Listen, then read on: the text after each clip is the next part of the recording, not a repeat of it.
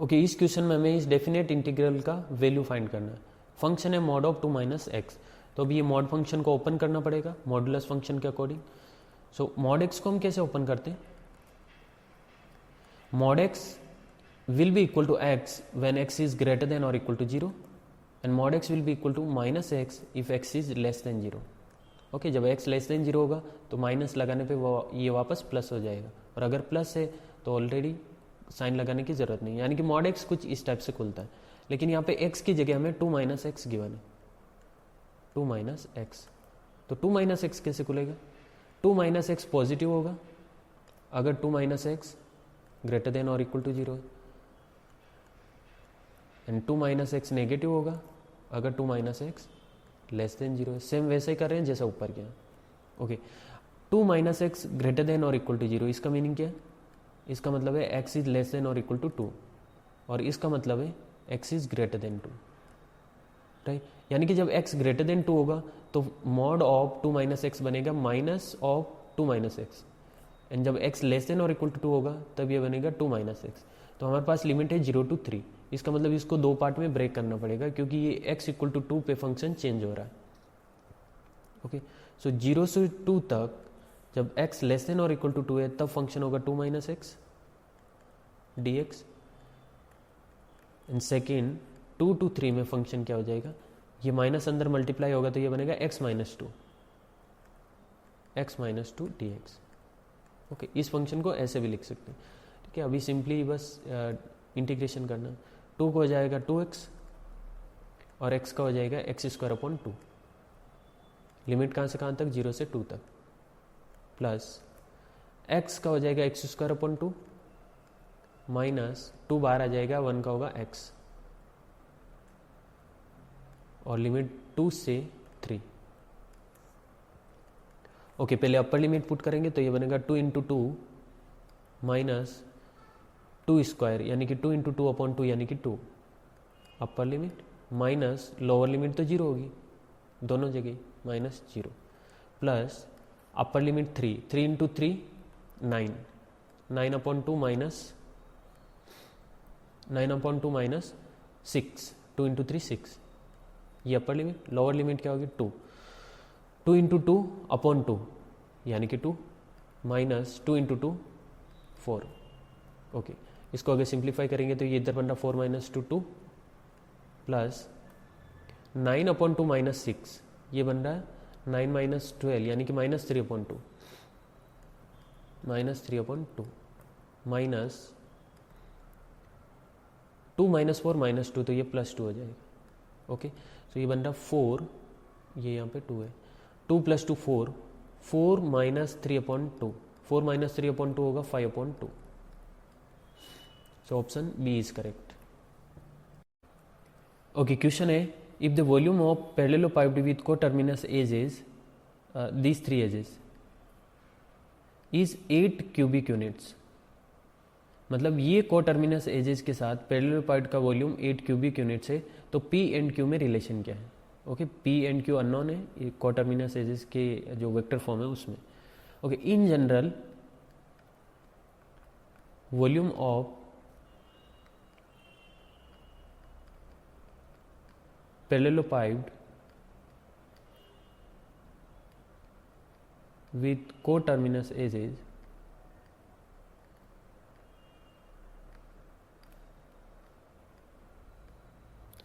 A, B and C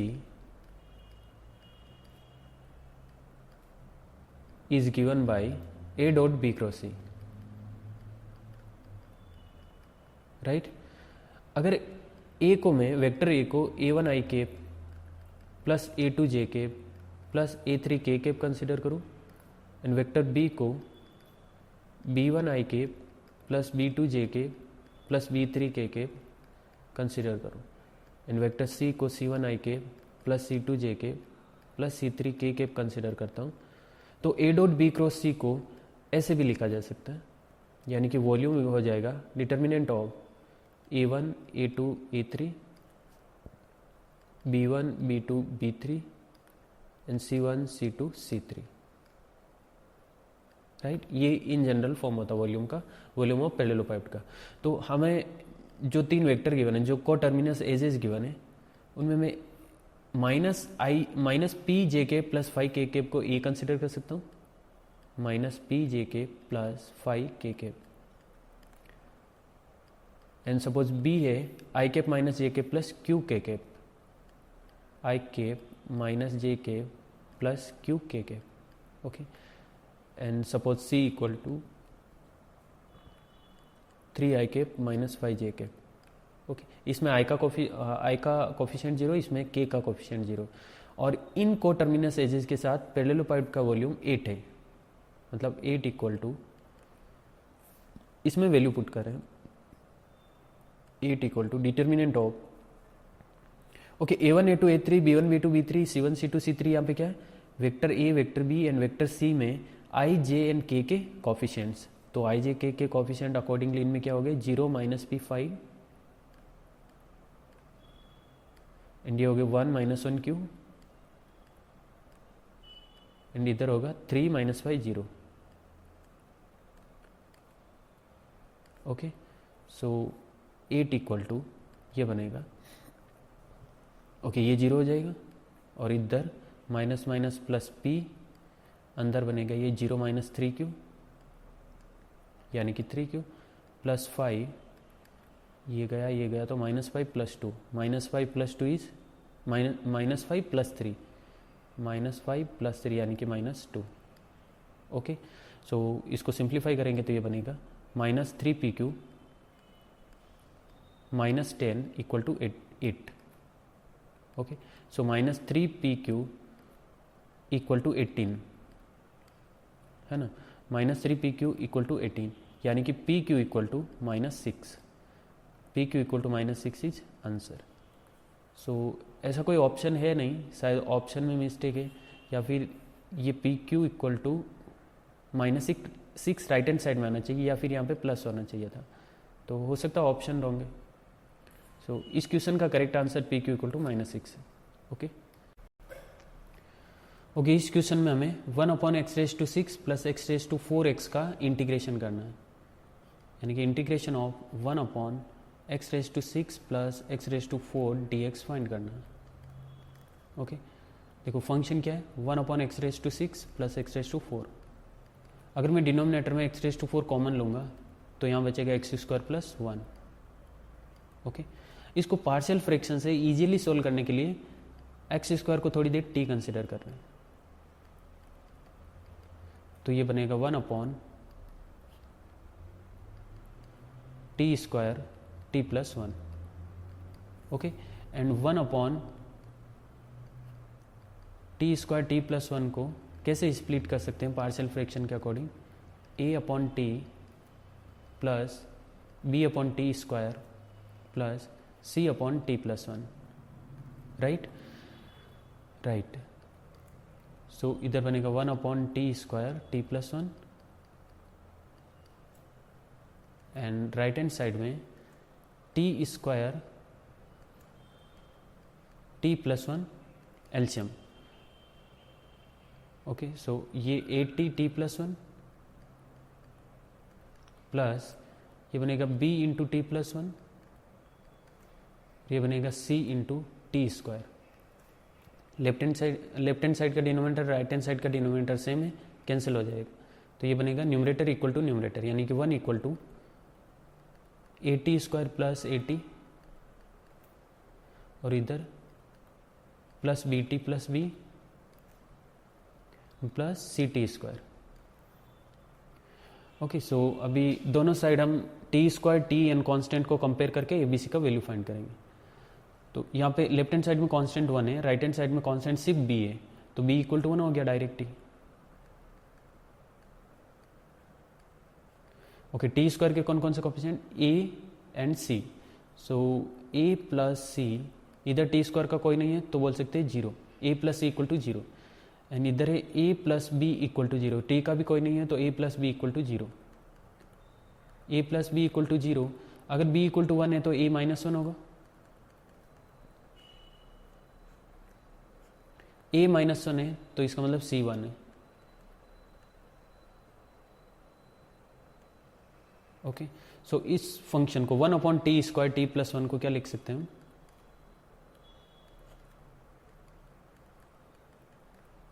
one upon t² t+1 को लिख सकते हैं a/t यानी कि -1/t प्लस b/t² यानी कि 1/t² एंड c/t यानी कि 1/t+1. ओके, एंड t की जगह अगर वापस से मैं x² सब्सटीट्यूट करूं, ये t इसलिए कंसिडर किया ताकि हम लोग इजीली इस तरह से इसको पार्शियल फ्रैक्शन कर सकें. अभी t की जगह वापस से x² पुट करूंगा तो ये बनेगा 1/x⁴ x² + 1 equal to -1/x² plus 1/x⁴ plus 1/x² + 1. Okay, तो इसका इंटीग्रेशन करना मतलब इनका इंटीग्रेशन करना.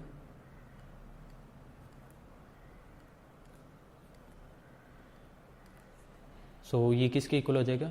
माइनस यहाँ से बाहर आ जाएगा एंड 1/x² का इंटीग्रेशन होगा -1/x, तो ये हो जाएगा प्लस का 1/x प्लस 1/x⁴ का इंटीग्रेशन. ये x⁴ ऊपर जाएगा तो x⁻⁴, x⁻⁴ x⁻n के फॉर्मूला से x⁻⁻4 + 1 अपॉन -4 + 1, तो डिनोमिनेटर में आएगा -3 और ऊपर पावर में -3 यानी कि -1/3x³ okay, -1/3x³ plus 1/x² + 1 होता है tan 1x प्लस c.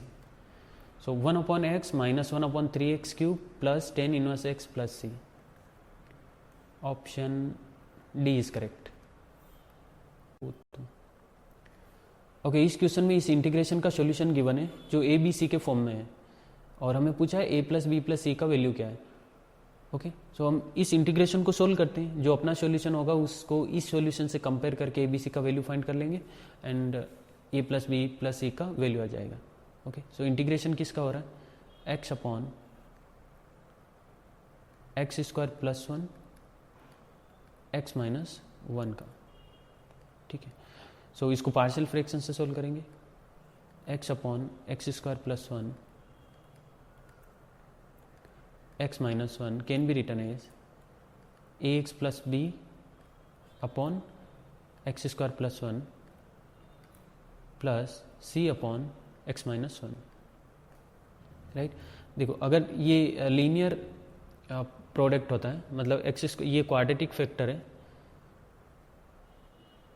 तो क्वाड्रेटिक फैक्टर है तो न्यूमरेटर में ax + b जाएगा. ये लीनियर फैक्टर है इसलिए सिंगल c मतलब सिर्फ कांस्टेंट. ओके, कैसे सिंप्लीफाई करेंगे इसको? डिनोमिनेटर में एलसीएम आएगा x² + 1 x - 1, तो ये ax + b x - 1 के साथ मल्टीप्लाई होगा और इधर c x² + 1 के साथ मल्टीप्लाई होगा. Left hand side as it is.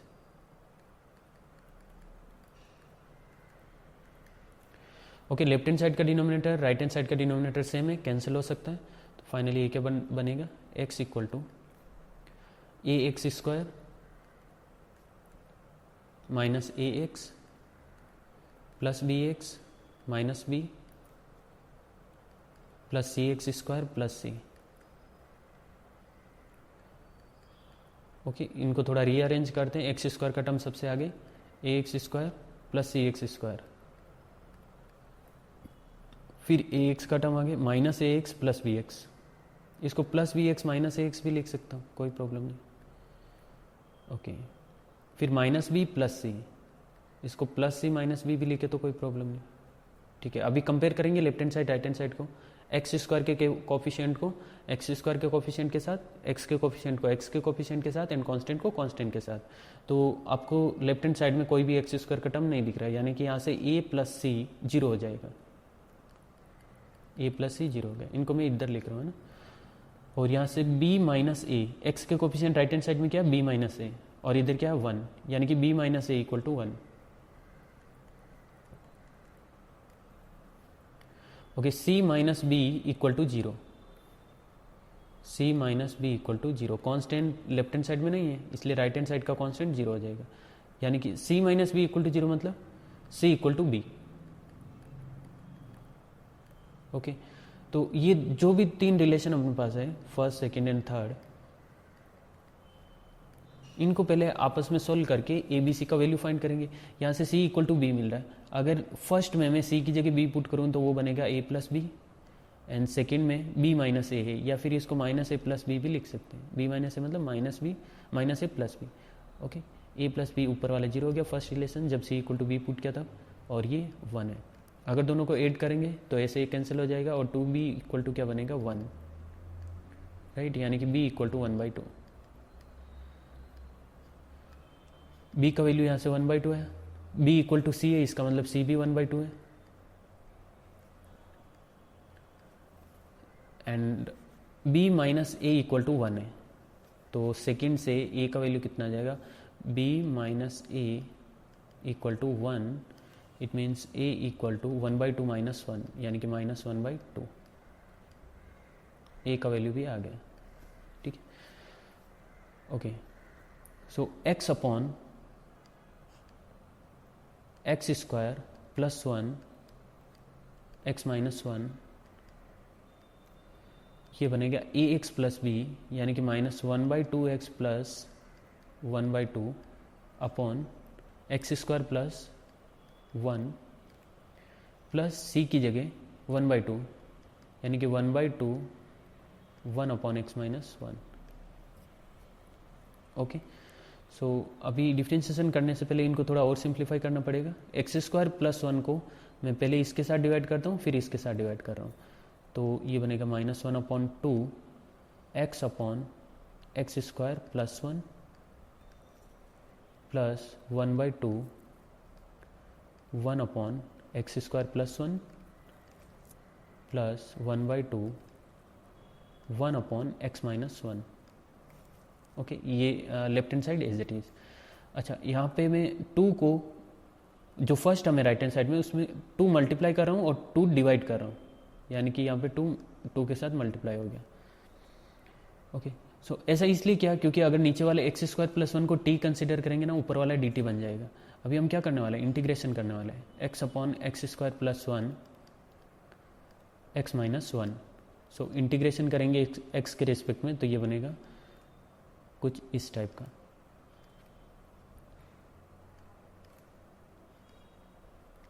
तो इसका इंटीग्रेशन करना मतलब इसका इंटीग्रेशन करना, हमें ये इसी का इंटीग्रेशन करना, तो इसका इंटीग्रेशन करना मतलब इनका इंटीग्रेशन करना। ये बनेगा minus 1/4 log x square plus 1। ये लॉग एक्स स्क्वायर प्लस 1 क्यों बना, क्योंकि अगर इसको टी कंसिडर करूंगा ऊपर वाला डी टी बन जाएगा, यानी कि D T upon T. D T upon T मतलब लॉग टी, और टी किसको कंसिडर किया, इसको। तो हम डायरेक्ट भी कर सकते हैं। ओके, यहाँ तक इस एक्सरसाइज तक आते आते डायरेक्ट भी हो जाता है। प्लस 1/2, अच्छा, इंटीग्रेशन ऑफ 1 अपॉन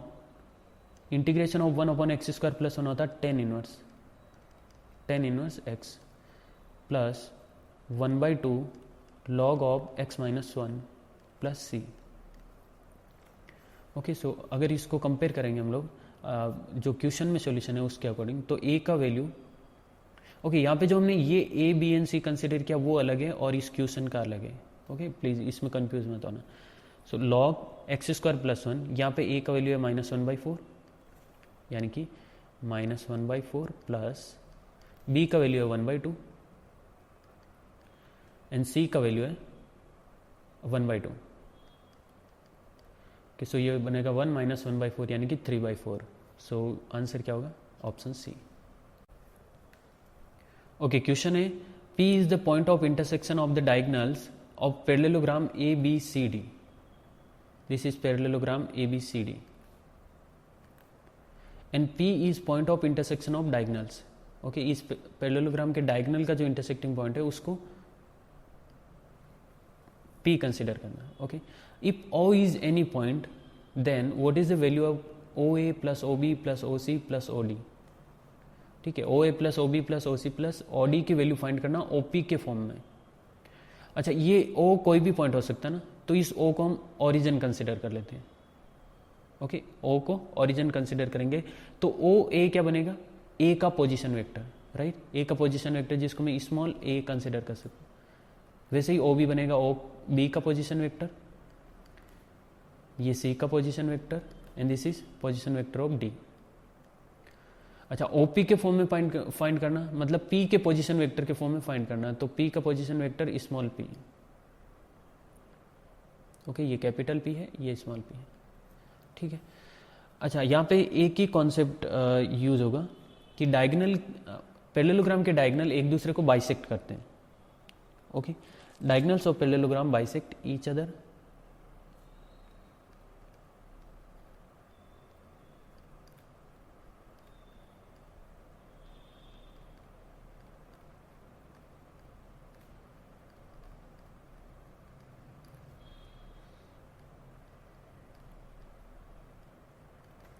ओके, इसका मतलब ये लाइन सेगमेंट का लेंथ और ये लाइन सेगमेंट का length same, and this same.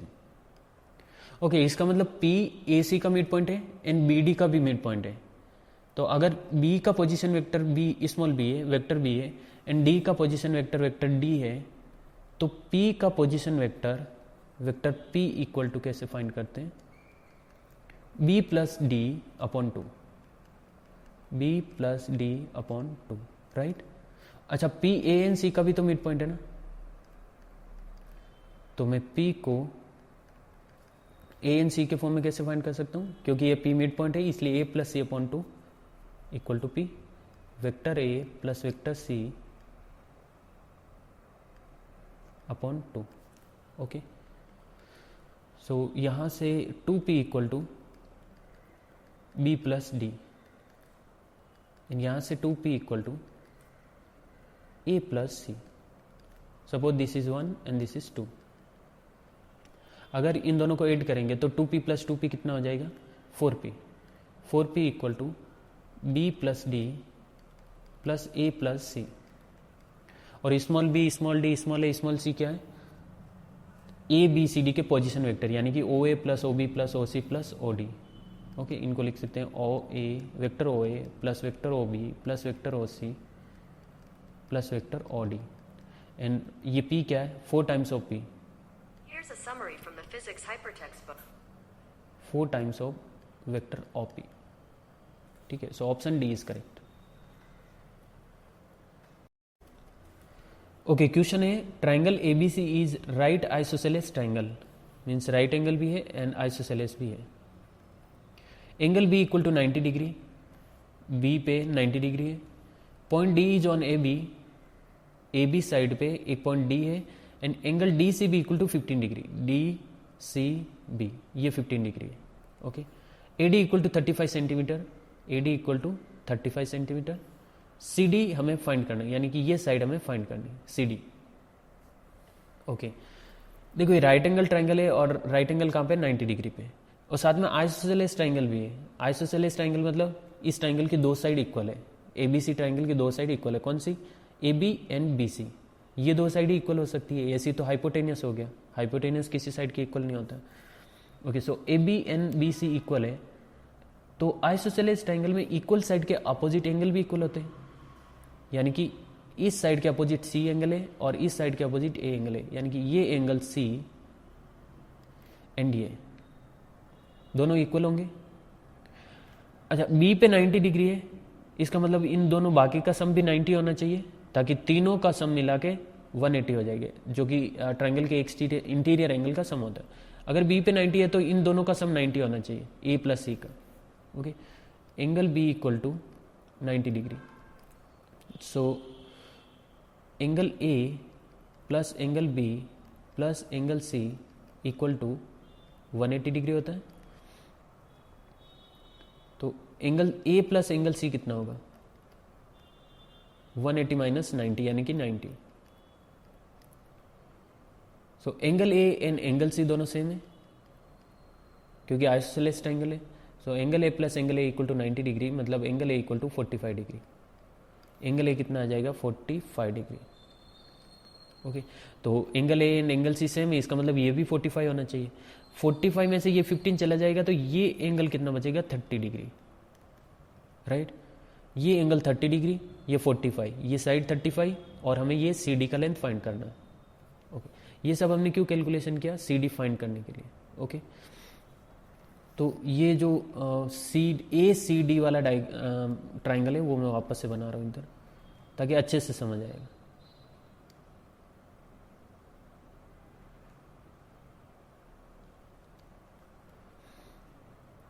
This is C D A पे ये 45 डिग्री का एंगल है, एंड सी पे ये 30 डिग्री का एंगल है, ये 35 सेंटीमीटर है, और हमें सी डी फाइंड करना है।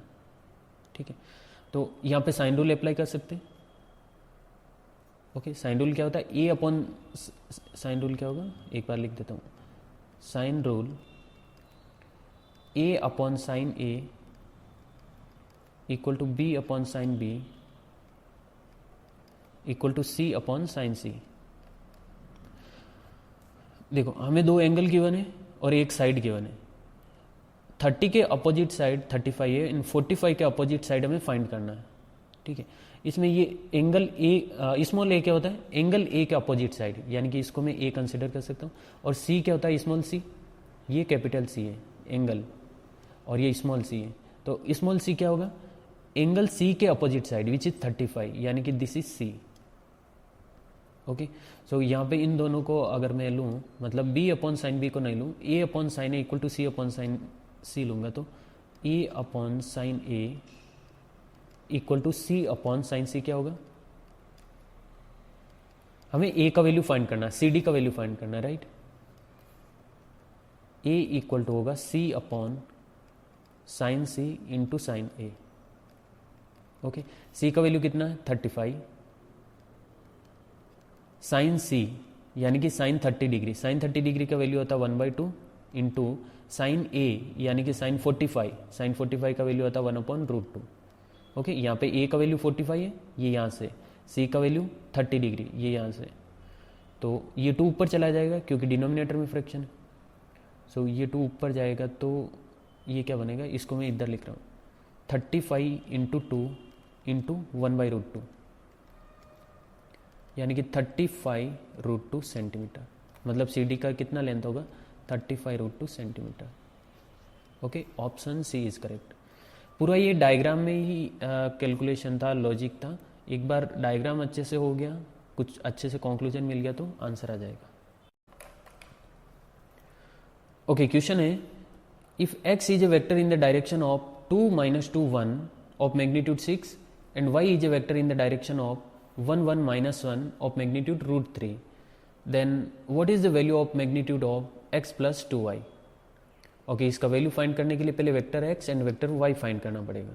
वेक्टर x इसके डायरेक्शन में, तो ये वेक्टर का पोजीशन 2 - 2 1 पोजीशन का वेक्टर क्या होगा, 2i cap minus 2j cap plus k cap, right.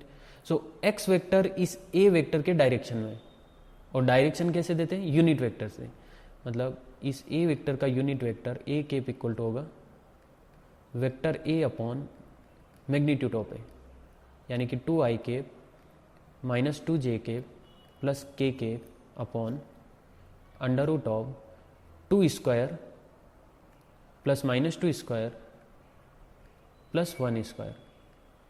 Okay, किसी भी वेक्टर का मैग्नीट्यूड क्या होता है, उसके आई जे के कोफिशिएंट का स्क्वायर करके रूट लेना। ठीक है, तो 4 + 4 + 1 होगा 9, रूट के बाहर आएगा तो 3, ये बनेगा 1/3 2i cap minus 2j cap plus k cap. Okay, ये वेक्टर a का यूनिट वेक्टर आया। ठीक है, अगर x इसके डायरेक्शन में और 6 मैग्नीट्यूड का है तो इसको 6 से मल्टीप्लाई करने पे x मिल जाएगा, यानी कि वेक्टर x क्या आएगा 6 into a cap, 6 into a cap कितना है 1/3 2i cap minus 2j cap plus k cap. Okay, so ये बनेगा अपने पास 2 of 2i cap minus 2j cap plus k cap. ठीक है, ये वेक्टर x आ गया। वैसे वेक्टर y फाइंड कर लेंगे, तो वेक्टर y किसके डायरेक्शन में 1 1 - 1 के डायरेक्शन। सपोज ये वेक्टर b है, इस पोजीशन से वेक्टर b मिलेगा i cap plus j cap minus k cap, right. So b का यूनिट वेक्टर क्या आएगा vector b upon magnitude of b. Y इसकी डायरेक्शन में है तो पहले बी का यूनिट वेक्टर फाइंड करेंगे और वाई का मैग्नीट्यूड कितना √3, तो इसके यूनिट वेक्टर को √3 से मल्टीप्लाई करेंगे तो वाई आ जाएगा। सेम वैसे ही जैसे एक्स फाइंड किया।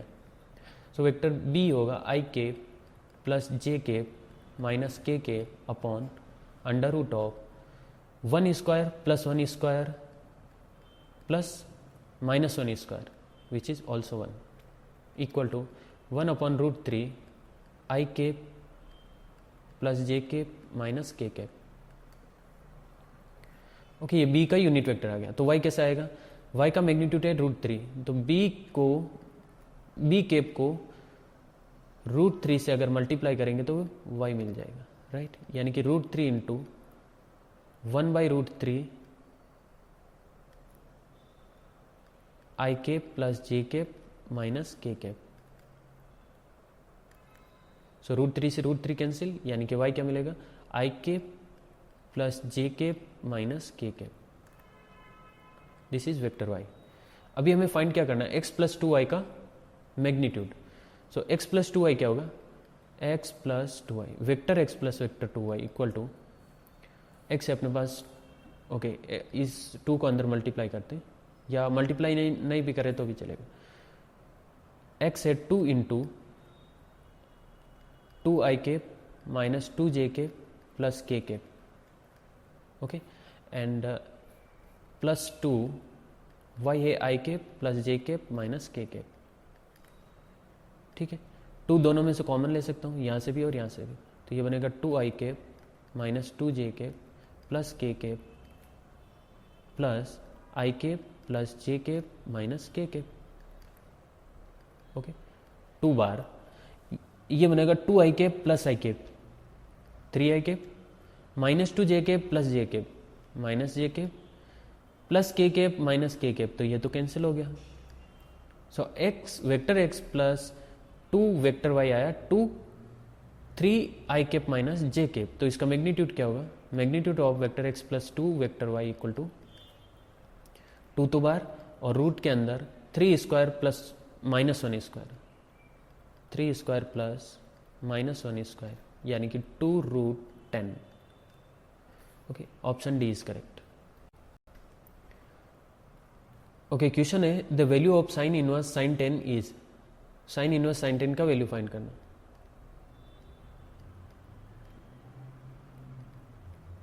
ओके, साइन इनवर्स साइन 10 का वैल्यू फाइंड करना। तो हमें पता है इनवर्स ट्रिगोनोमेट्री एंड ट्रिगोनोमेट्री आपस में कैंसिल हो सकते हैं, मतलब साइन इनवर्स से साइन कैंसिल कर सकता हूँ। लेकिन अभी इस कंडीशन में साइन इनवर्स एंड साइन को कैंसिल नहीं कर सकते, क्योंकि साइन इनवर्स की वैल्यू -π/2 से π/2 के बीच में होती है।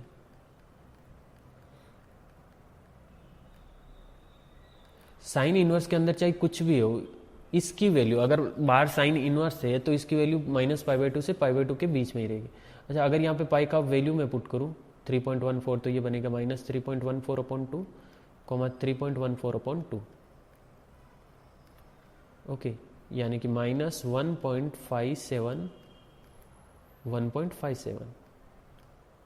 मतलब साइन इनवर्स की वैल्यू -1.57 से 1.57 के बीच में ही होनी चाहिए।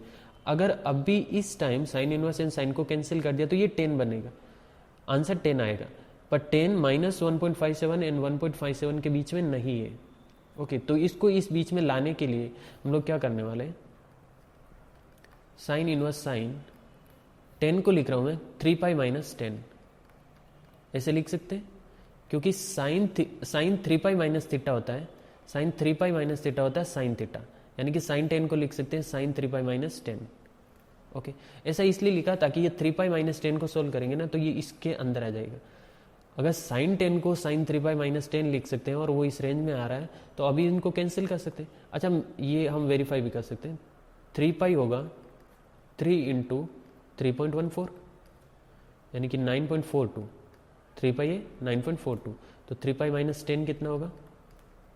9.42 - 10 विच इज इक्वल टू -0.58। ये -0.58 इसके अंदर आ रहा है, यानी कि साइन इनवर्स की रेंज के अंदर की वैल्यू है। इसका मतलब अभी मैं साइन इनवर्स से साइन को कैंसिल कर सकता हूँ, तो आंसर कितना आएगा? 3π - 10, यानी कि option A is correct. Okay, question है equation of the plane passing through these 2 points and perpendicular to this plane. Okay, मतलब प्लेन का इक्वेशन फाइंड करना है जो ये दोनों पॉइंट ए एंड बी से पास होते हैं और इस प्लेन के परपेंडिकुलर है। ओके, सो प्लेन का इक्वेशन फाइंड करने के लिए क्या चाहिए, एक point and normal vector.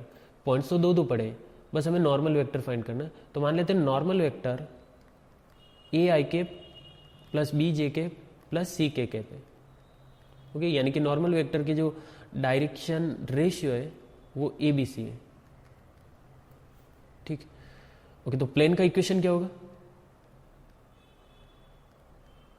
Plane का इक्वेशन होगा ए एक्स माइनस एक्स वन, यहाँ पे मैं पॉइंट कोई भी ले सकता हूँ, मैं यहाँ पे ए पॉइंट ले रहा हूँ, एक्स माइनस एक्स वन, तो ये हो जाएगा +2 क्योंकि एक्स वन यहाँ पे -2 है, फर्स्ट पॉइंट ए पॉइंट ले रहा हूँ, x minus x one plus b y minus y one plus c z minus z one which is 2 equal to 0। ठीक है, ओके, ये दूसरा पॉइंट ये भी प्लेन के अंदर है तो ये इसको सेटिस्फाई करेगा। तो x की जगह 2, y की जगह -2 एंड z की जगह -2 आ सकते हैं। तो a 2 + 2 plus b -2 plus c -2 equal to 0। Okay, so ये बन रहा है 4a -4b -4c equal to 0। 4 common लेके 0 में भेज देंगे तो a minus b minus c equal to 0। ये अपना फर्स्ट रिलेशन। ओके ओके, ये प्लेन का इक्वेशन जिसके परपेंडिकुलर अपना प्लेन है उसका इक्वेशन क्वेश्चन में गिवन है। देखो एक्चुअल में सिचुएशन कैसी है, अगर हम थोड़ा विजुलाइज करें इसको तो ये वो प्लेन है जिसका इक्वेशन क्वेश्चन में गिवन है एंड ये दूसरा प्लेन है जो हमें फाइंड करना है। ये दोनों एक दूसरे के परपेंडिकुलर है और इस प्लेन पे point A and point be given है। ओके, इसके नॉर्मल वेक्टर जो हमने कंसीडर किया ए आई के प्लस बी जे के प्लस सी के पे। Okay, x plus 2y minus 3z equal to 7, x plus 2y minus 3z equal to 7। तो इसमें जो इस प्लेन का जो नॉर्मल वेक्टर होगा वो वेक्टर क्या होगा, 1i के प्लस 2j के माइनस 3j के एक्स वाई एंड जेड के जो कॉपिशेंट होते हैं वो नॉर्मल वेक्टर के डायरेक्शन रेशियो होते हैं, यानी कि i के प्लस 2j के माइनस 3k होगा। राइट, अच्छा देखो, अगर प्लेन दोनों परपेंडिकुलर है तो इनके परपेंडिकुलर वेक्टर भी परपेंडिकुलर होंगे। अगर दो प्लेन परपेंडिकुलर होते हैं तो इनके परपेंडिकुलर वेक्टर भी परपेंडिकुलर होते हैं, यानी कि इस प्लेन का नॉर्मल वेक्टर और इस प्लेन का नॉर्मल वेक्टर वो दोनों आपस में परपेंडिकुलर होंगे। इस प्लेन का नॉर्मल वेक्टर ये रहा और इस प्लेन का जिसका हमें फाइंड करना है उसका नॉर्मल वेक्टर ये रहा। तो अगर दोनों परपेंडिकुलर है तो दोनों का डॉट प्रोडक्ट 0 होना चाहिए। तो यहां से दूसरा रिलेशन मिल जाएगा ए आई के प्लस बी जे के प्लस सी के डॉट प्रोडक्ट विथ आई के प्लस 2j के minus 3k should be equal to 0, यानी कि a plus 2b minus 3c equal to 0। Okay, ये अपना सेकेंड रिलेशन। अच्छा, इन दोनों को एक साथ लिख रहा हूं मैं यहाँ पे, a minus b minus c equal to 0। Okay, ये साथ साथ में दूर इसलिए लिखा क्योंकि अभी सोल्व करने पे इजीली समझ में आएगा। a plus 2b minus 3c equal to 0। Okay, देखो रिलेशन 2 है, अननोन 3 है, तो हम एग्जैक्ट इनका वैल्यू नहीं फाइंड कर सकते ABC का, पर इनका रेशियो फाइंड कर सकते हैं। सो ये इसको कैसे सोल्व करते हैं, इसको ऐसे करते हैं, a अपॉन ये a के टर्म को छोड़ दो, बाकी इधर b एंड c के जो कोफिशिएंट बचा ना उनके डिटर्मिनेंट लेना, यानी कि -1 -1 2 -1 -3 -1 2 -3 इनका डिटर्मिनेंट क्या आएगा, -3 इंटू 1 -2 इंटू -1 यानी कि 3 + 2। Okay, equal to minus b upon b के टर्म को छोड़ दो, a एंड c के कोफिशिएंट जो भी बचे 2/2 का जो फॉर्म बनेगा, यानी कि 1 -1 1 -3 इनका डिटर्मिनेंट लेना। तो -3 इंटू 1 -1 इंटू -3। ओके, मैं ये डायरेक्ट इसलिए कर रहा हूँ क्योंकि अभी स्पेस नहीं है। तो 1 इंटू -3 -3 plus 1 -3 plus 1 is -2। c upon c के कॉलम को छोड़ दो, यहाँ पे क्या बचेगा 2 इंटू 1 -1 इंटू 1 -1 इंटू -1 यानी कि +1, 2 + 1 हो जाएगा 3। इसका मतलब ए बी एंड सी का रेशियो होगा 5:3। ये माइनस से माइनस भी कैंसिल हो जाएगा, 5:3। Okay, so A B and C, क्योंकि ये डायरेक्शन रेशियो है तो ए बी सी का वैल्यू डायरेक्ट बोल सकता हूँ 5, 2 and 3। A b C equal आया 5, 2 एंड 3, यानी कि नॉर्मल वेक्टर आ गया 5 आई के प्लस 2 जे के प्लस 3 के। या फिर अगर कार्टेशियन फॉर्म में हमें डायरेक्ट फाइंड करना तो इस ए बी एंड सी की वैल्यू हमें यहाँ पे पुट करना होगा। ओके, सो इसको मैं यहाँ पे लिख रहा हूँ ना, तो ये बनेगा 5x + 2 plus 2y - 2 plus 3z - 2 equal to 0। इसको सिंप्लीफाई करेंगे तो 5x + 2y plus 3z plus 10 - 4 plus 6 - 6 0, यानी कि 5x + 2y plus 3z equal to 0। Option A is correct. Okay, question है if f of 3x - 4 upon 3x + 4 equal to x + 2 then what is the integration of fx। तो fx का integration find करने के लिए पहले fx find करना पड़ेगा, और वो कैसे फाइंड करेंगे, f of 3x - 4 upon 3x + 4 equal to x + 2 से। ओके, तो क्वेश्चन में क्या गिवन है, f of 3x - 4 upon 3x + 4 equal to x + 2। So fx find करने के लिए 3x - 4 अपॉन 3x + 4 को मैं y कंसिडर कर लेता हूँ। ओके, सो ये fy बन जाएगा अभी, है ना। इसको अगर y कंसिडर करेंगे तो ये fy बन जाएगा।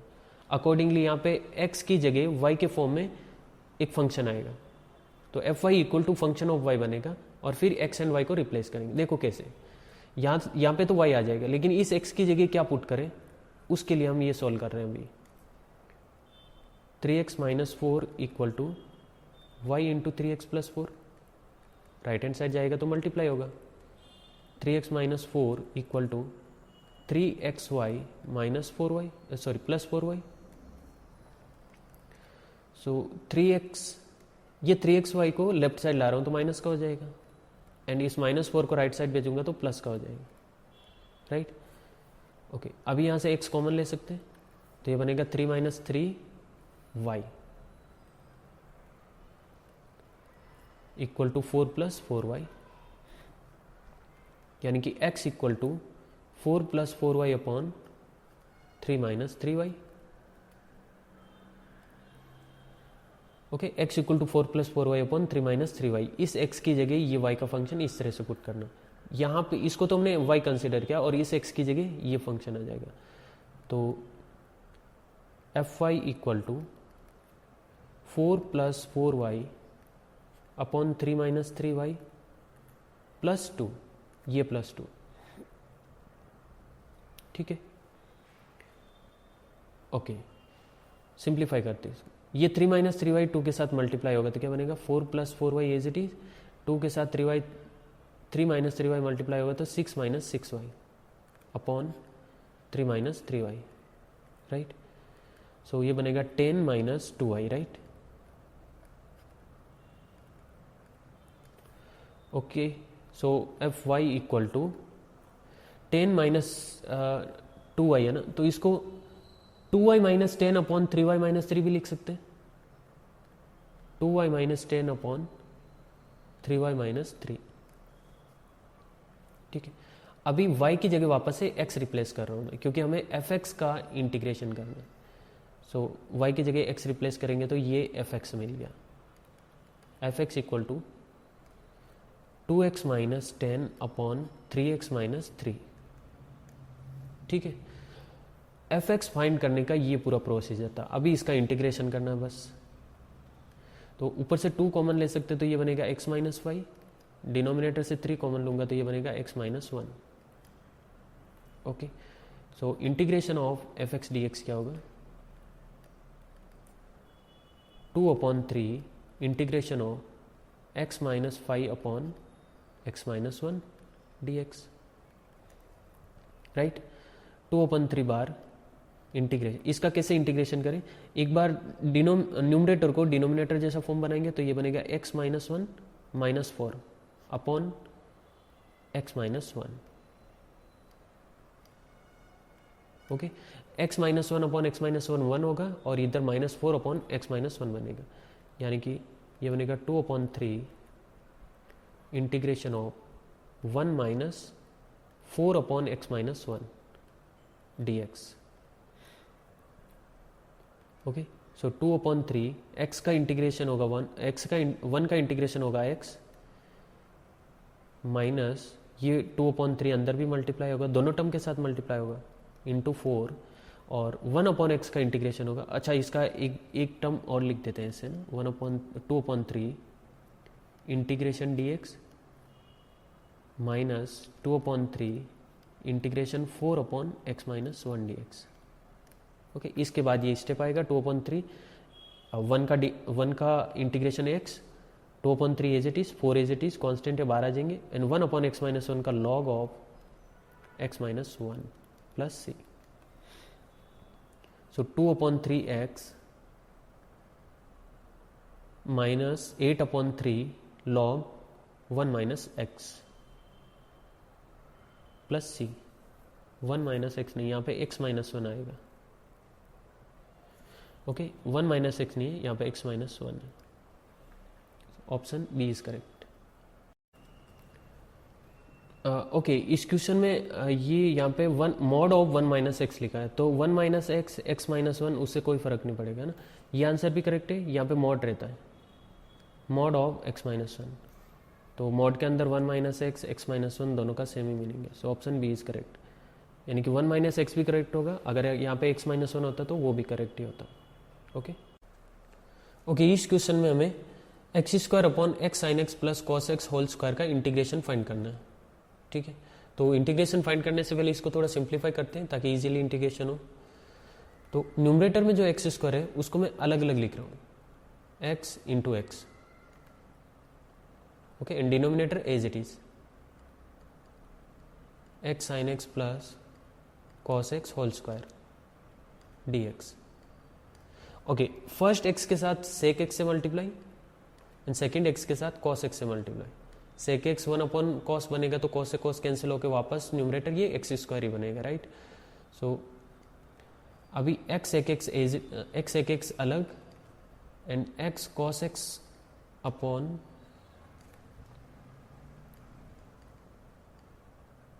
X sine x plus cos x whole square अलग. ठीक है, यहां पे हम u इंटू वी लगाएंगे, इंटीग्रेशन का u इंटू वी फॉर्मूला, ये फर्स्ट एंड ये second. Okay, so integration of first into second dx क्या होता है, यानी कि u into v integration formula क्या होता है, first as it is integration of second minus integration of differentiation of first into integration of second whole integration. ठीक है, तो हमें सेकंड का यहाँ पे इंटीग्रेशन करना पड़ेगा ना फॉर्मूले के अकॉर्डिंग. अगर मैं इसको फर्स्ट कंसीडर करता हूँ, इसको सेकंड कंसीडर करता हूँ, तो इसका इंटीग्रेशन करना पड़ेगा. तो इसका पहले इंटीग्रेशन फाइंड कर लेते हैं. Integration of x cos x upon x sine x plus cos x whole square d x. ठीक है, अगर मैं x sine x plus cos x को टी कंसिडर करता हूं तो इसका डिफरेंशिएशन करेंगे दोनों साइड, तो ये बनेगा x as it is sine x का cos x plus sine x as it is x का 1 एंड कॉस एक्स का minus sine x d x equal to d t. So sine से sine cancel होगा, तो x cos x d x equal to d t, यानी कि अगर bracket के अंदर वाले को टी कंसिडर करता हूं तो ऊपर वाला डी टी बन रहा है. सो ये बनेगा D T upon t square. D T upon t square क्या होता है, -1 अपॉन टी, यानी कि -1 अपॉन टी किसको कंसिडर किया था, x sine x plus cos x. Okay, so इसका इंटीग्रेशन होगा -1 upon x sine x plus cos x. तो यहाँ पे जब जरूरत पड़ेगी तो इसको लिखेंगे. तो फर्स्ट फर्स्ट क्या है x sec x is it is. Integration of second क्या है, इंटीग्रेशन ऑफ सेकंड हम ऑलरेडी यहाँ पे फाइंड कर चुके हैं। ओके इसका इंटीग्रेशन हम फाइंड कर चुके हैं, क्या है -1/x sin x plus cos x। तो यहाँ पे पुट कर सकता हूँ -1/x sin x plus cos x minus integration of differentiation of first x sec x का डिफ्रेंशिएशन क्या होगा, फर्स्ट क्या है x sec x का यहाँ पे डिफ्रेंशिएशन होने का x as it is sec x का sec x tan x and sec x as it is x का 1। ओके फर्स्ट का डिफ्रेंशिएशन हो गया एंड सेकंड का इंटीग्रेशन वापस है ये रहा। तो ये है -1/x sin x plus cos x।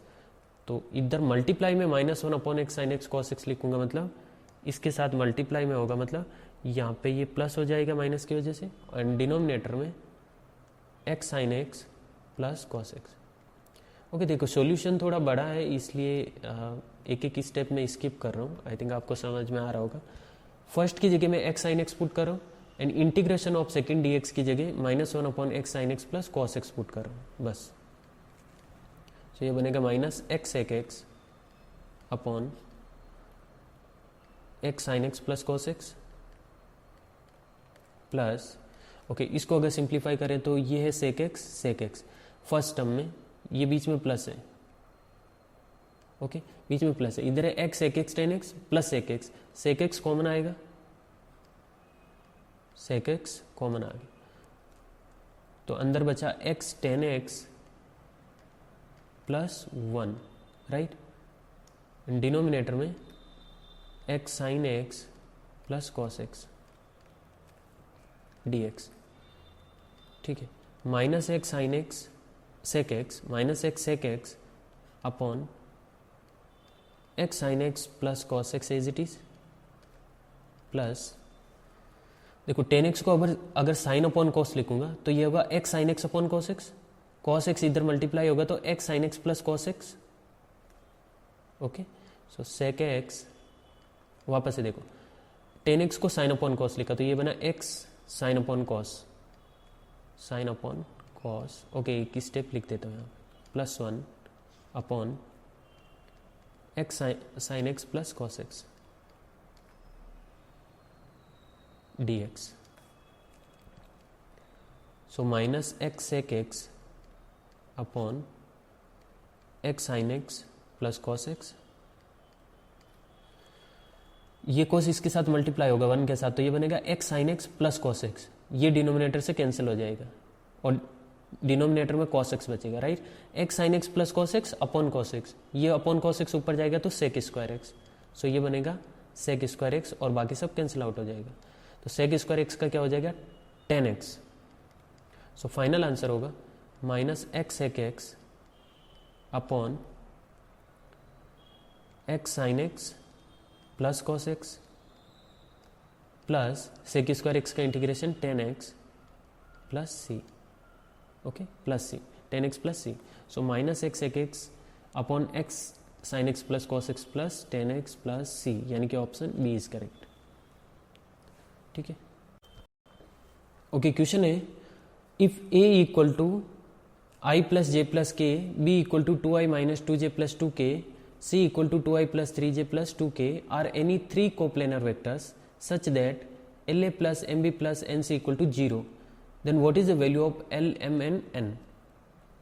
ठीक है l m n n constant है, इनका वैल्यू फाइंड करना है और ये इस कंडीशन को सेटिस्फाई कर रहे हैं। कौन सी condition, la plus mb plus nc equal to 0। ठीक है सो l a की जगह क्या पुट कर सकते हैं i cap plus j cap plus k cap plus b की जगह 2i cap minus 2j cap plus 2k cap right plus n, c की जगह 2i cap plus 3j cap plus 2k cap equal to 0। Okay देखो ये l i cap 2m i cap 2n i cap, तो ये बनेगा l plus 2m plus 2n i cap. अगर उनको rearrange करके वापस लिखेंगे और i को कॉमन लेंगे तो ये बनेगा plus L J cap minus 2m J cap plus 3n J cap. So L minus 2m plus 3n j cap plus L plus 2m plus 2n. L plus 2m plus 2n k cap, right, equal to 0. Actual में ये equal to 0 नहीं है, 0 vector है, यानी कि 0 I cap plus 0 J cap plus 0 K cap. तो अगर coefficient को कंपेयर करेंगे तो यहाँ से रिजल्ट मिलेगा हमें L plus 2m plus 2n equal to 0 and second मिलेगा L minus 2m plus 3n equal to 0 and L plus 2m equal to 0, जो कि ऑलरेडी अपने पास ये रिजल्ट मिल चुका है. यानी कि first and I cap and K cap का कोफिशिएंट सेम है, तो यहाँ पे 2 रिलेशन मिले. और इनसे L, M एंड N का वैल्यू कैसे फाइंड करना? Okay, L, M and N किसी भी रेशियो में हो सकते हैं. मतलब यहाँ पे इक्वल टू 0 है ना, तो अगर L को मैं L और M को N के फॉर्म में फाइंड करूँ या फिर M को L एंड N के फॉर्म में फाइंड करूँ, कोई फर्क नहीं पड़ेगा. यानी कि सिर्फ इनका रेशियो फाइंड करेंगे तो भी चलेगा. सो L कैसे फाइंड होगा? यहाँ से इस कॉलम को छोड़ देंगे तो 2 माइनस 2 2 3 इनका डिटर्मिनेंट 2 माइनस 2 2 3 का डिटर्मिनेंट डिनोमिनेटर में equal to minus m upon m को कैसे फाइंड करेंगे? बीच वाले कॉलम को छोड़ देंगे तो 1 1 2 3 1 1 2 3 इसका determinant equal to n upon n को छोड़ देंगे तो 1 1 2 माइनस 2 1 1 2 माइनस 2 इसका डिटर्मिनेंट जो होगा वो n के रेशियो में होगा, मतलब n के रेस्पेक्टिव में होगा. l अपॉन यहाँ से आएगा 6 plus 4 10 minus m upon 3 minus 1 3 minus 2 n upon minus 2 minus 2. So, सो l 10 m minus 1 n minus 4, option A. Okay okay, question है let G x be the inverse of function F x and F dash x equal to 2 upon x square plus 3, then what is the value of 2 times of G dash x. Okay, ji dash x का value find करना है F में या जी में, and G x F का inverse function है. ठीक है, पहले जैसे क्वेश्चन ने बोला वैसा करते हैं. F be the inverse function of F x, यानी कि G x equal to F inverse x. Okay, so इसको अगर मैं ऐसे लिखूं एफ ऑफ जी एक्स, तो राइट हैंड साइड में ये हो जाएगा F of F inverse x. F of F inverse x होता है x, so F of G x हो जाएगा एक्स, और होना भी चाहिए क्योंकि जी एक्स एफ का इनवर्स है, तो F of G X X होगा. ठीक है, अभी दोनों साइड डिफ्रेंशिएट कर रहे हैं.